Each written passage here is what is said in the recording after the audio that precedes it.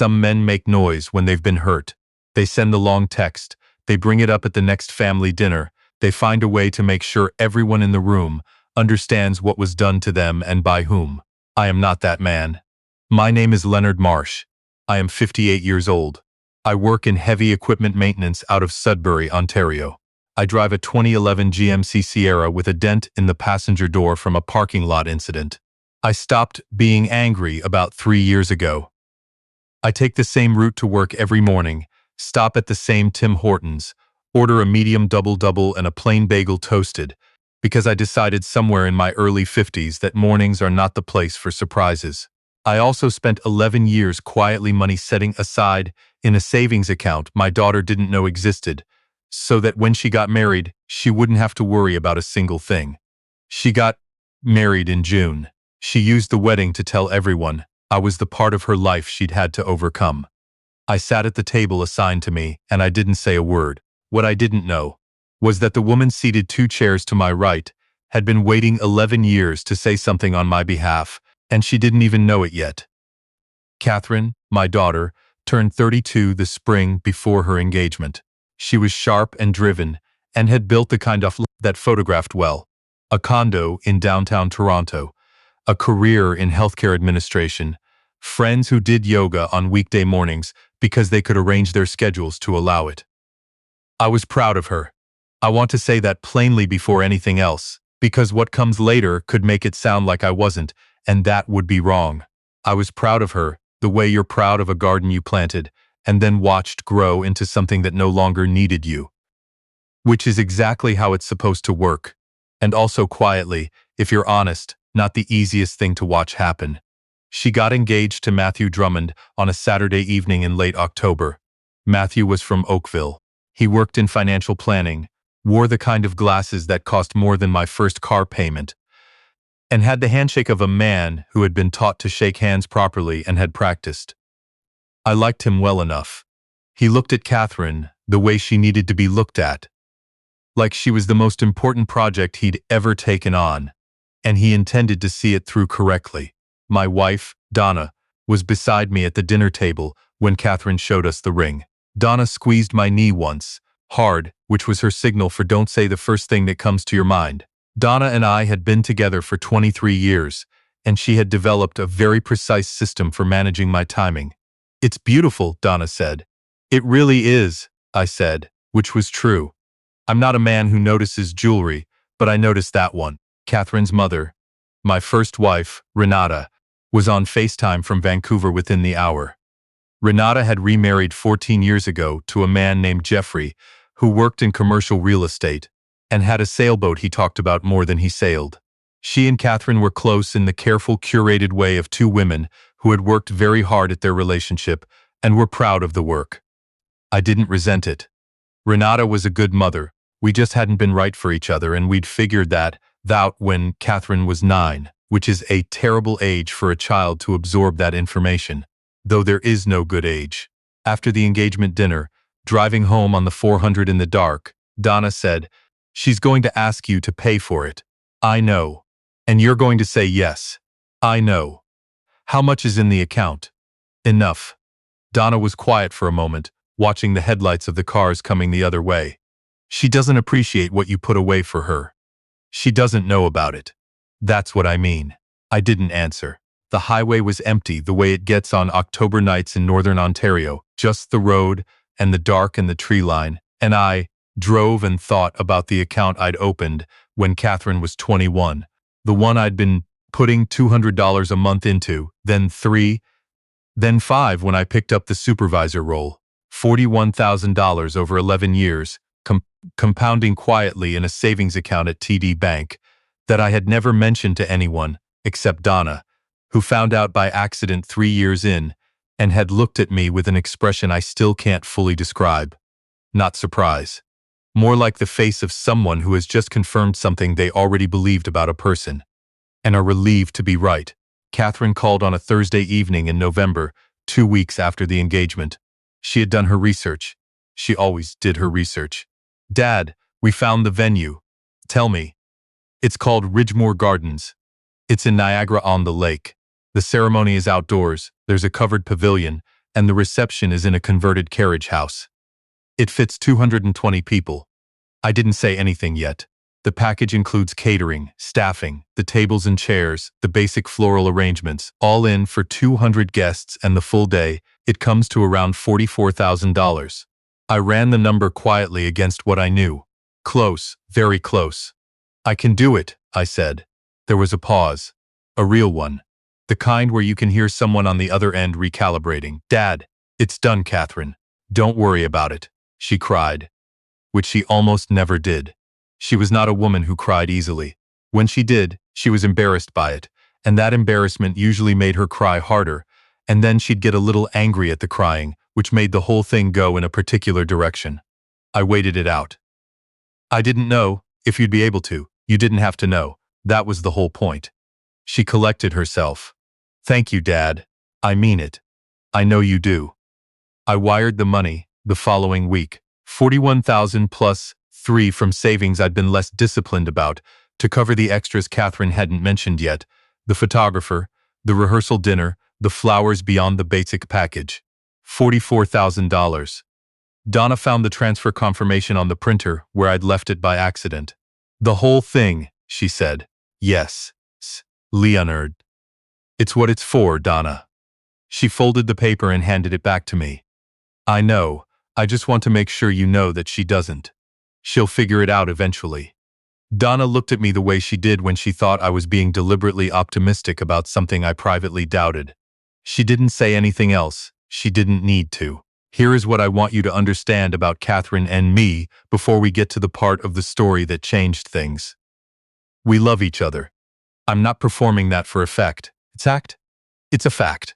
But facts can exist alongside other facts, and the other fact is that Catherine had been sorting people into categories since she was old enough to notice that categories existed.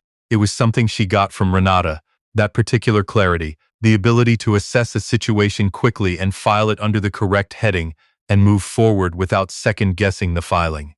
When she was 15, 16, she started filing me. Not cruelly, not consciously, I don't think, just practically. I was the Sudbury dad. The one with the work boots and the Sierra and the hockey pool. The one whose idea of a vacation was a week at a rented cottage on Lake Nipissing, fishing in the morning, beers on the dock in the evening. The same cottage we rented 6 years in a row because we liked it. And because I had taught Catherine to catch her first walleye there when she was 12, and I thought of that every time we pulled into the driveway. I was the baseline, the before, the thing she'd built herself up from and beyond. I don't say this with bitterness. I say it because you need to understand what happened at the wedding, and you need to understand it clearly, not through the soft focus of a story that wants you to think only one thing. Ridgemore Gardens was everything Catherine had shown me in the photos, and then more. The pavilion was draped in white and strung with Edison lights. And the carriage house smelled like cedar and lavender, and something I couldn't name, but that felt like the kind of elegance you only encounter when someone with very specific taste has been given a sufficient budget. June in Niagara. On the lake was warm and soft, the light going golden, the way it does in early summer evenings, the kind that makes everything look more beautiful than it already is, and makes you think that somewhere someone is taking the photograph that will define this in memory. Donna and I arrived at 4:90 minutes before the ceremony. We found our table. Table 6, which was at the back of the carriage house, near the service entrance. I noted this the way I note a dent in the wall when I walk into a room. Not with feeling, just with the particular registering of a man who has learned not to be surprised by small signals that have already told him something. Table 6, I said to Donna quietly. Leonard, I'm just observing. Observe quietly. I sat. Donna sat beside me, in the green dress she'd driven to Barrie to buy, because she'd decided Sudbury didn't have what she was looking for, which was almost certainly true. She looked lovely. I told her so. She straightened my tie, which was a real tie this time, because I had practiced with a YouTube tutorial for 4 evenings running and was not going to show up to my daughter's wedding in anything less. She said the knot was slightly off-center. I told her I was aware and had decided it was fine. She fixed it anyway. My mother, June, found us just before 5. She was 81 and had driven down from Sudbury with my brother's family, insisting on sitting in the back seat because she didn't trust anyone else's judgment about which roads to take. She settled beside me with the energy of a woman who had strong opinions about events and intended to express them. "The flowers are beautiful," she said. "They are. Your father would have worn a clip-on. I know. I'm glad you learned the real kind." She patted my hand. "He never did. Stubborn man. Wonderful man." She faced forward. "She's going to be beautiful." She was. Catherine came down the aisle on her own. Her choice, which I had been consulted about and which I had understood, even while I stood in the mirror that morning in the hotel room and had a private conversation with myself about what kind of man finishes that conversation and still shows up and sits in row 4 and smiles. The kind I decided to be, apparently. She looked like herself, which is the only thing that matters about how a bride looks. Matthew was at the end of the aisle, and his face did the thing it needed to do, and I thought, good, that's the right man. Whatever comes, that's the right man. The reception started at 7. We ate. The food was exceptional, Ontario beef tenderloin and a cedar-planked salmon that I thought about for the rest of the evening. My mother had both. I respected this deeply. At the table beside ours, table 5, was a woman named Dr. Sharon Okafor. She was mid-50s, very still, the kind of person who occupied space with a particular economy, as though she'd long ago stopped needing to prove she was present and had simply decided to be. She was there with her husband and what appeared to be a colleague from work. I didn't know what she did. I didn't know anything about her. I noticed her the way you notice people at tables near you at weddings, briefly, neutrally, then not at all. The toasts began at 8:30. Matthew's best man went first. He was enthusiastic and nervous, and told a story about a fishing trip that made the people who'd been there laugh too hard, and everyone else laugh politely. He raised his glass and meant it. Good. Then Catherine's maid of honor, a woman named Beth, who'd been Catherine's closest friend since their hospital administration program at U of T, stood up. She was warm and measured and told a story about Catherine that got the room quiet in exactly the right way and then brought them back up at exactly the right moment. She toasted Catherine with real feeling and sat down. Then Catherine stood up. I want to say I knew. Some instinct, some animal awareness. But I didn't. I was just a father watching his daughter pick up the microphone at her own wedding, and I was proud, and I thought, this is what I built the account for. This moment, right here, this is the whole point. I want to say something about where I come from, Catherine began. Her voice was clear and steady. She had always been a composed speaker, because I think it's important to understand where you come from, especially on a night like tonight, when you're standing at the beginning of something new. Warm sounds from the room. I was smiling. I grew up between two worlds. She looked around at the crowd. My mother gave me drive. She gave me ambition. She showed me what it looked like to want something bigger and to go get it. She looked toward Renata's table, which was table 1, and smiled. Real warmth there. I understood it. And then there was my dad. She looked at me. I looked back. My dad is a heavy equipment mechanic. He's been working the same job in Sudbury for 30 years. He drives a truck that's older than some of my friends' careers. A few chuckles. I kept smiling. He takes the same order at Tim Hortons every single morning. He spent every vacation at the same rental cottage on Lake Nipissing because it was familiar, and because familiar for him is enough. The room was with her. Light laughter, knowing warmth. He is a man who has always been entirely comfortable with a very small world. Something shifted in Donna's hand beside mine. Her fingers found my forearm and stayed there. I knew. Now, I kept the smile. Because I had seen where this was going, and there was nowhere to go except through it, and I was not going to flip a table, and I was not going to make my daughter's wedding the story of the night her father made a scene. I was going to sit in my seat at table 6, and I was going to look at my daughter, and I was going to hold myself completely together, because that is what I do, and that is what I have always done. Catherine continued pleasantly. I've spent a lot of time learning how to want more than what I was handed. And I think that's okay.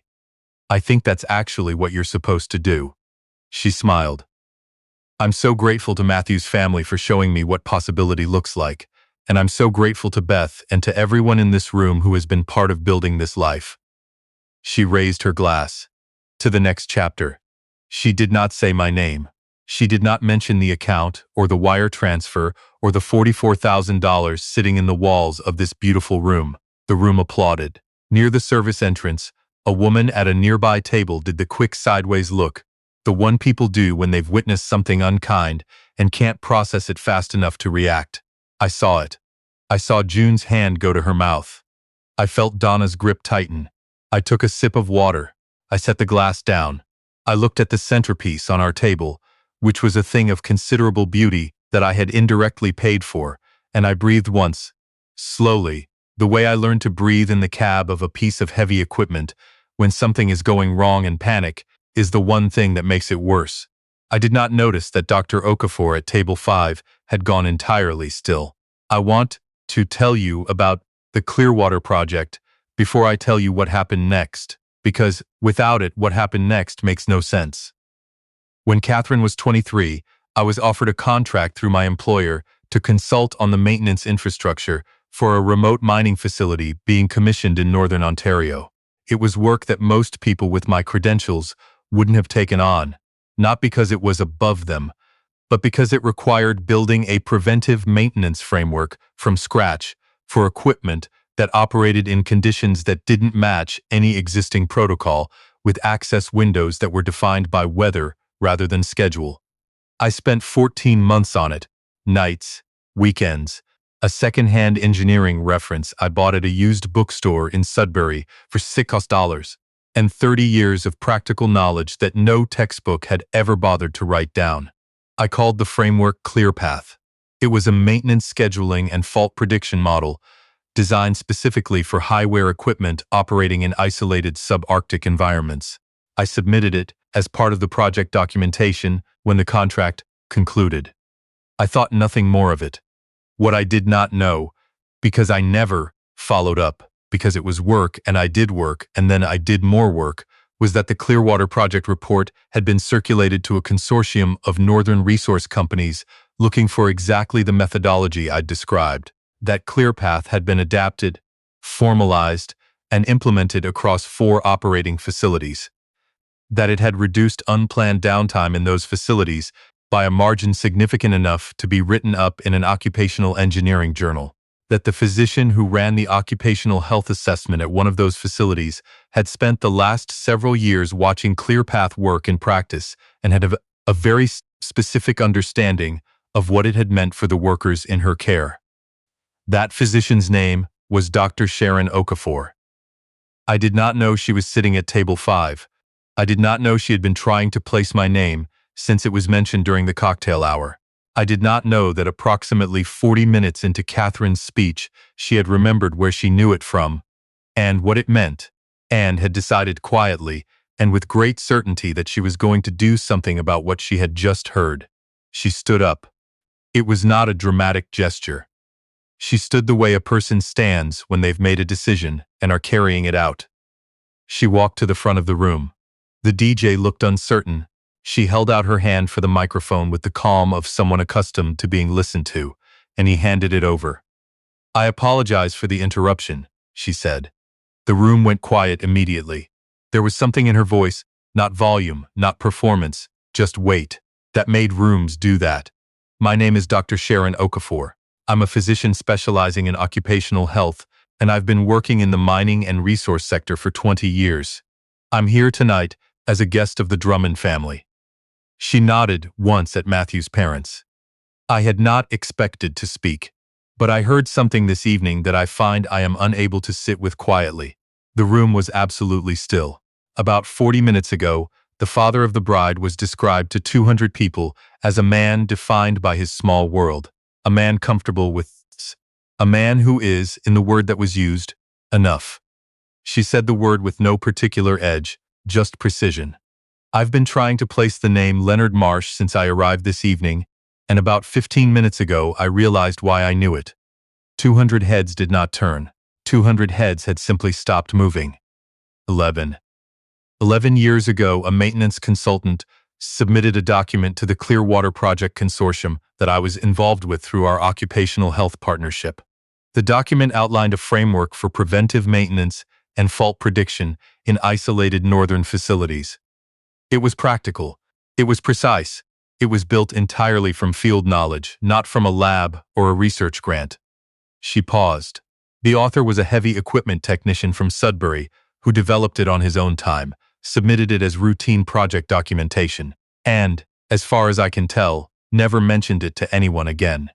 The silence had a texture now. We implemented that framework. We called it ClearPath internally, which is what the original document called it. It is still in use at 3 facilities. I want to be specific about what it did, because specificity matters when you're talking about what a person has contributed to the world. In the first 2 years of implementation, ClearPath reduced unplanned equipment shutdowns by 31% at our primary site. In practical terms, that means workers going home on schedule. It means families not receiving the kind of phone call that changes everything. It means a man in Sudbury who never once made a point of what he'd built had built something that was keeping people safe. She turned and looked directly at me. Leonard Marsh is sitting at table 6, in a tie he clearly learned to tie himself, and I watched him smile while his daughter described him as a man who never wanted anything more than he had. A brief pause. I think he simply never needed to tell anyone what he was capable of. That is not the same thing as a small world. That is the definition of a large one. She set the microphone down. The room came apart. Not all at once. It started at the back, near us, and moved forward, the way a wave moves when it's been building out at sea and finally finds the shore. June made a sound that was several things at once. Donna pressed her forehead to my shoulder and stayed there, shaking. Not crying. I knew the difference. She was shaking the way she did when something she had believed for a long time was finally, publicly, irrevocably confirmed, and the relief was too large to be quiet about. I looked at Catherine. She was at the head table, with her champagne flute suspended between the table and her mouth, and the color leaving her face the way a tide goes out, gradually, completely, without drama. Matthew had leaned toward her and was saying something, and she wasn't responding because she was doing the arithmetic. The Tim Hortons order. The cottage on Lake Nipissing. The Sierra. The $44,000. ClearPath. She was doing the arithmetic, and the arithmetic was dismantling something. People came to the table. Strangers. Matthew's uncle, who was a contractor, and pumped my hand and said something about working people and the world not giving them enough credit, and I received it as gracefully as I could. Dr. Okafor came herself, brief and genuine. She told me the framework had mattered. I told her I hadn't known it had gone anywhere beyond the project report, which was the complete truth, and she looked at me with an expression I recognized as a physician looking at a patient who has just told them something that explains everything. You really didn't follow up, she said. It was work. I did the work and moved on. She shook her head once, very slightly. The engineers at our site talked about it for years. They assumed you'd built a consulting practice around it. I went back to the shop on Monday. She laughed, a real laugh, short and surprised. Well, she said, for what it's worth, it's been said out loud now. It has, I said. Thank you. Beth caught my eye from across the room. She held it for a moment. The look of a woman who loved Catherine completely, had seen pieces of this coming from a distance she hadn't been able to name, and didn't know what to do with the fullness of what she'd just witnessed. She gave me a small nod. I nodded back. Catherine came to the table about 20 minutes later. I looked up and there she was. The composure she wore, as naturally as her own name, had slipped in a way I had never seen before. Not completely, because Catherine was not a woman who came apart completely, but the edges were there. Her eyes were red. She was holding herself very carefully, the way you hold yourself when you are trying to contain something that is not quite containable. Dad, she said. Her voice was not the voice she'd used at the microphone. Catherine. I didn't know about ClearPath. She said it quickly, like something she needed to put on the table before anything else. I want to be clear about that. I had no idea. I know you didn't. Why didn't you tell me? I looked at my daughter. I thought about a second-hand engineering reference from a bookstore on Elgin Street. I thought about 14 months of nights and weekends. I thought about the word enough, and the way it had sounded in the carriage house of a venue I had paid for. Because it was mine, I said, and I didn't need your permission to be proud of it. She flinched. It was small, but I saw it. Dad, I'm sorry. I thought I thought it would be funny. I thought it was the kind of self-deprecating thing that. Catherine. I kept my voice level, the way I kept it level in the cab when something was going wrong. You stood at a microphone in a building I paid for, wearing flowers I paid for, in front of 200 people, and you described me as a man defined by his limits. I paused. You didn't do that by accident. People don't accidentally choose every word of a speech they've been working on for weeks. You did it because somewhere along the way you decided it was true, and tonight you just said it out loud. Her jaw was tight. Another tear got free. That's not fair. I know that a woman who sat 2 tables over understood what I'd built before my own daughter did. I know that. You standing here crying doesn't change it. I know. Her voice cracked on it. I know, and I'm so sorry. I looked at her for a long moment. At the dress I had partially funded, at the room behind her, and the Edison lights strung across the pavilion I had paid for. Can you forgive me? She asked. There it was, the question she'd come for. The thing she needed, so tonight could close on the right note, and she could carry it forward resolved. No, I said. She blinked. What? Not tonight. I kept my voice very steady. Forgiveness isn't something that happens at the moment it becomes convenient to receive it. It's something that gets built back, slowly through different choices. You haven't made any different choices yet. You've only found out that treating me the way you did had a witness who knew better. Her face did not recover its color. I love you, I said. That doesn't stop being true tonight. But love and forgiveness are different things, and I'm not going to hand you the second one because you're frightened of what happens if I don't. I picked up my water glass. This is Matthew's night too.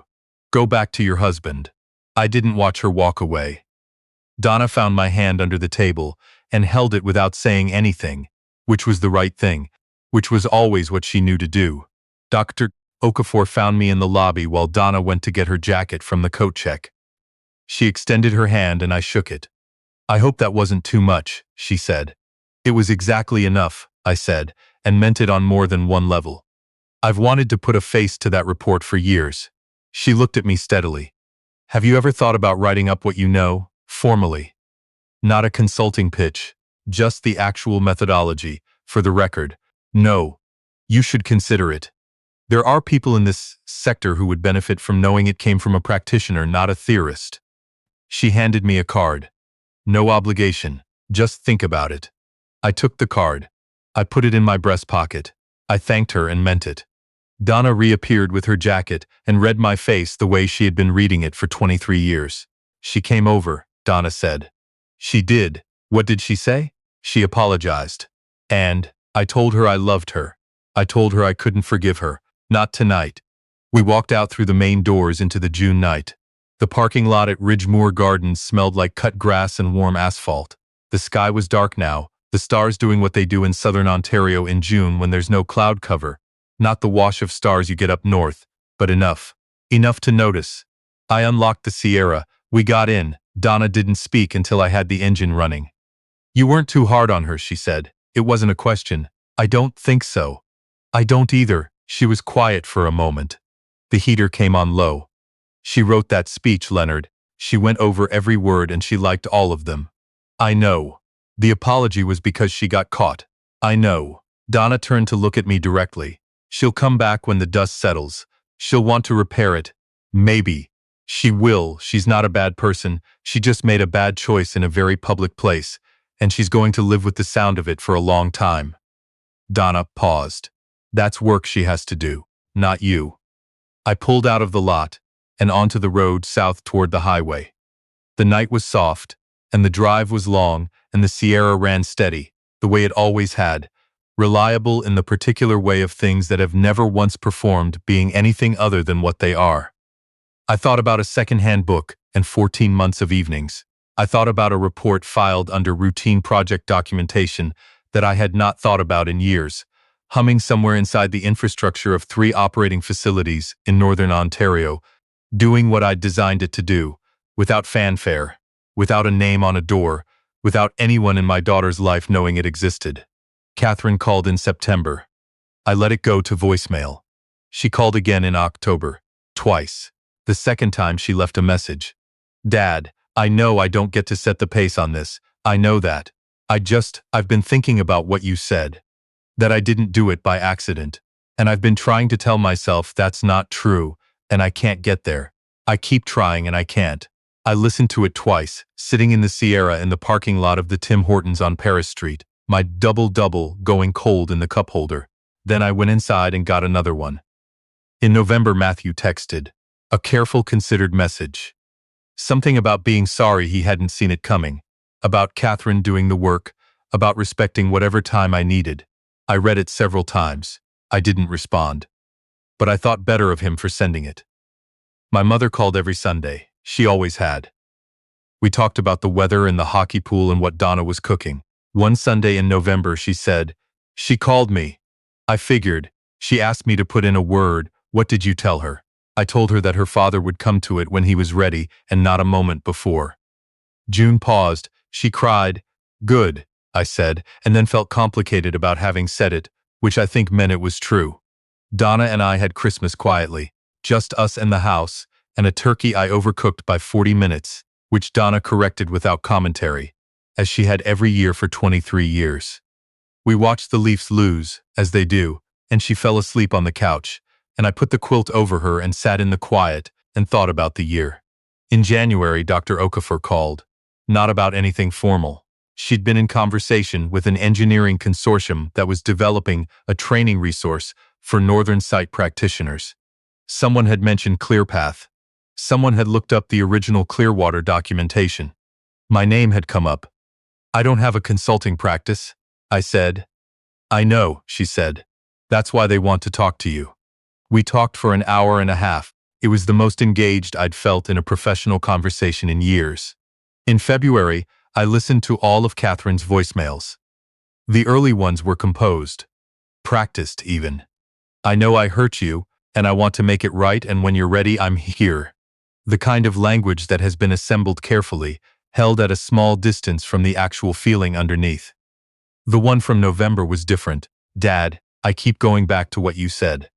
That I only apologized because Sharon Okafor was in the room, and I keep trying to argue myself out of it, and I can't. I can't, and I think that's the first truly honest thing I've said to you in a very long time. I don't know what to do with that yet, but I wanted you to hear me say it. The last one, from 3 weeks before. I'm not calling to ask for anything. I know I don't get to do that right now.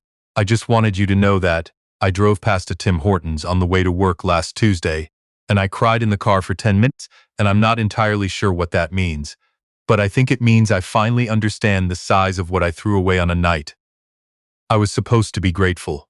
I sat with that in the Sierra, in the parking lot for a long time, longer than I meant to.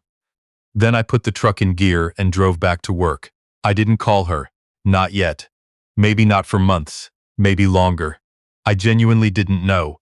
And I'd learned over 58 years that pretending to know something you don't is the most expensive habit a person can have. What I knew was this. I had my work, and I had a framework out there. In the northern dark, doing something useful. And I had Donna, who had been right about most things and intended to go on being right about them. And I had the Sierra, which started every morning and never once asked for acknowledgement. And I had June, who called every Sunday and talked about the weather and knew without saying it that I would find my way there when I found my way there. Some men make noise when they've been hurt. I just go back to work, and somewhere in 3 facilities in Northern Ontario, in the maintenance logs and scheduling systems of equipment, no one in that carriage house had ever seen, something I built quietly is still running, unnamed, unannounced, doing exactly what I designed it to do. That's always been enough for me. That's always been more than enough.